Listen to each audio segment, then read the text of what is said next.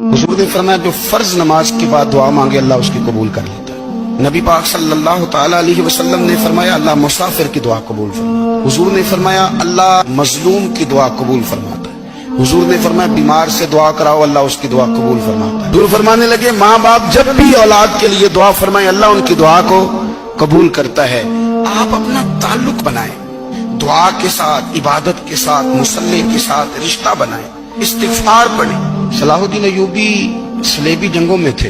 रात को मस्जिद अक्सा में नमाज पढ़ी तो परेशान थे। एक बुजुर्ग से मुलाकात हुई तो वो कहने लगे कि आप बड़े परेशान हैं। कहने लगे हुजूर परेशान इसलिए हूँ कि पहले ही मुसलमान कमजोर है। अब मैंने सुना है दुश्मन का एक बहरी बेड़ा वो जंगी सामान से भरा हुआ आ रहा है, तो अब उनके पास और तलवारें और नेज़े आ जाएंगे। मुसलमानों के पास पहले ही वसाइल की कमी है, परेशान हो, किस तरह करके मुकाबला करेंगे। ये बात कहते ही सलाहुद्दीन अय्यूबी ने बुजुर्गों से कहा हुजूर आप भी दुआ करना, दुआ की बड़ी ताकत है। मेरे नबी पाक ने फरमाया दुआ मोमिन का हथियार है। हुजूर ने फरमाया तकदीर को सिवाय दुआ के कोई चीज नहीं बदल सकती।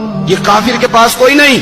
फिर सुने कई बार कह चुका हूं ये हथियार है। काफिर के मुकाबले में जो तेरे पास सबसे बड़ा हथियार है वो दुआ है। दुआएं करानी छोड़ दी, करनी छोड़ दी, लेनी छोड़ दी। हजरत सैयदना अनस बिन मालिक रदी अल्लाह तआला अन्हु फरमाया करते थे मैंने वो रंग देखा है जब हुजूर दुआ मांगते थे और हुजूर की मुकद्दस आंखों में आंसू भी साथ ही बहा करते।